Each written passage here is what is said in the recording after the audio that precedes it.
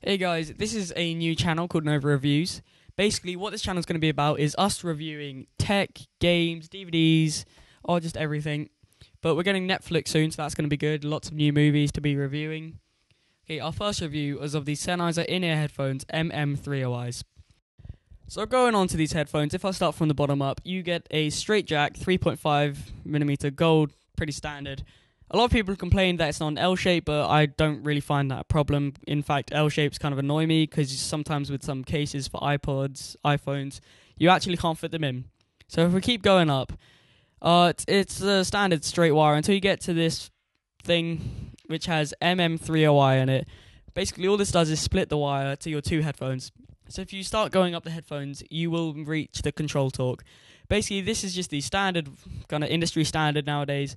So if you go plus, volume goes up, minus goes down, 1 touch, play, pause, 2 touch, forward, 3 touch, back.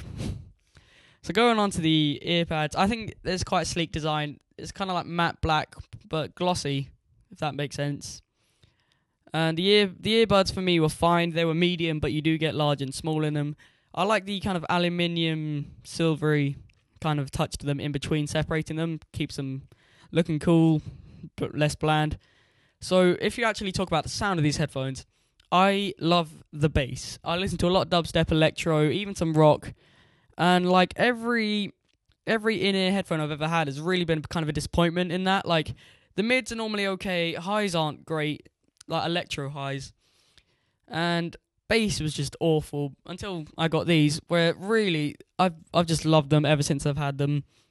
Like even they beat some on-ears in the bass. It's really great. It's also quite realistic. It didn't just beef it up to make it sound good like Beats by Dre do. I think it wasn't obviously true bass because they're in-ears. You know, there's a limit to what you can do. But I'm really liking them. The mids I really like, and the highs are actually some of my favourite thing about the headphone. I really love them. Onto some problems. Basically, they are made for iPod, iPhone, iPad. So this does mean they don't work with a BlackBerry.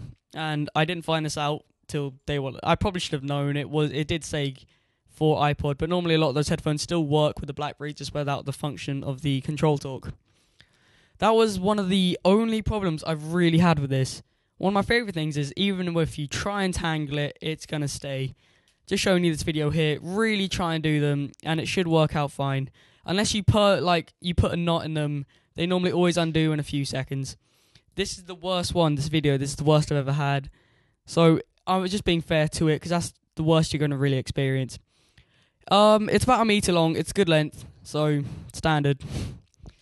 Some of the things I love about the headphone, obviously, gone through them, the sound, they're really great. The design, they're really great. They're small, they're compact, in-ears. Go in your pocket, it's their final day. I've never worried about the build quality. Sennheiser have always done good products, but especially from in-ears, they're very durable. Like, I've dropped them so many times. Yeah, like that. Just every time I drop them, I'm expecting them to be broken, maybe smashed on the edges, but no, they're fine. Control torque's been working solidly. No problems with the leads whatsoever, which is really great. I'm not bashing in-ear headphones, but generally the build quality, because they're a lot cheaper, isn't as good. In HMV, they retail for £39.99, so basically $40.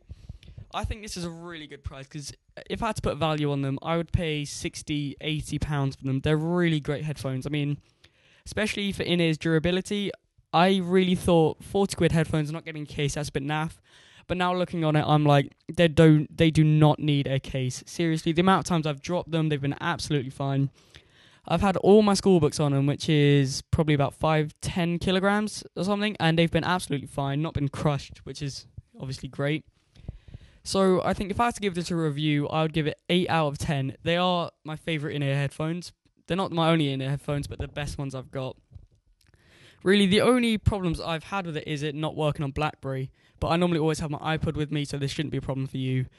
We'll be bringing out new reviews shortly, so stay tuned for that. Alright, bye.